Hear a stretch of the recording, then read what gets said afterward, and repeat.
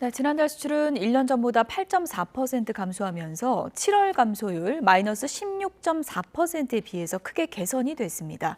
우리 경제가 이른바 상저하고로 갈 수 있을지 기로에 서 있는데요.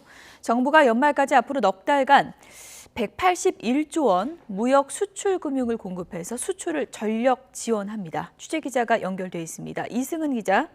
네, 경제부입니다. 네, 오늘 오전에 정부 합동 비상경제장관 회의가 있었는데요. 어떤 전망과 대책이 나왔습니까?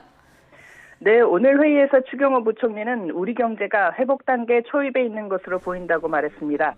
여름 휴가철인 지난달에도 수출 감소폭이 완화됐고 대중국 수출도 100억 달러를 넘어서서 예상보다 양호한 흐름이라며 4분기 중에는 수출이 플러스로 전환될 것으로 기대한다고 말했습니다. 이에 따라 정부는 수출 반등을 촉진하기 위해 연말까지 181조 원을 공급하며 총력 지원에 나서기로 했습니다. 기존 무역금융 잔액 157조 원에 수출금융 17조 4천억 원, 민간은행 수출 우대금융상품 5조 4천억 원 등을 저리융자와 보증 등으로 공급합니다. 주력 수출 산업 경쟁력 강화를 위해서는 용인 반도체 국가산업단지를 조성하는 LH 등 공공기관에 대해 예비 타당성 조사를 면제합니다. 이렇게 되면 산단 조성 기간이 5, 6개월 단축됩니다. 7개 국가 첨단 전략산업 특화단지 가운데 공공기관 예타가 면제되는 건 처음입니다. 2차 전지의 경우 특성화대학을 3곳 신규 지정하고 포항 특화단지 용수 공급시설 구축을 지원합니다.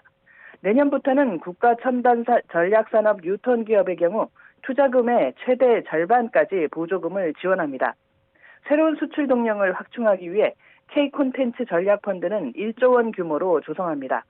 올해 안에 한중 경제장관 회의와 기업 간 한중 경제협력 교류회를 열어 중국과 경제협력을 강화할 예정입니다. 다양한 기업이 수출을 할 수 있도록 내년 수출 바우처 지원 규모를 대폭 늘리고 수출 시장 다변화를 위해 중동과 아세안 등지에 수주 지원단을 파견합니다. 네, 요즘에 방한하는 중국인 관광객이 예전과는 소비 패턴이 좀 달라졌다 이런 말도 있던데요. 관광객 유치 방안도 나왔다고요? 그렇습니다. 6년여 만에 허용된 중국인 단체 관광객이 이달 말부터 본격 입국할 전망입니다. 정부는 올해 중국인 관광객 200만 명 유치를 목표로 관광 활성화 방안을 마련했습니다.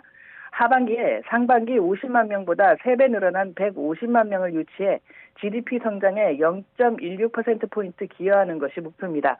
이를 위해 중국인 단체 관광객 대상 전자비자 발급 수수료를 연말까지 한시적으로 면제하고 항공편과 크루즈 기항 확대, 모바일페이 가맹점 확대 등의 세부 방안을 마련했습니다.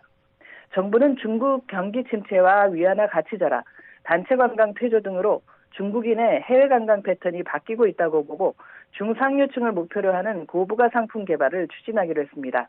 코로나19 이전인 2017년부터 2019년까지 방한 중국인 수는 연간 500만 명이고 평균 1,876달러 경비를 쓰는 것으로 집계됐습니다. 지금까지 경제부에서 YTN 이승은입니다.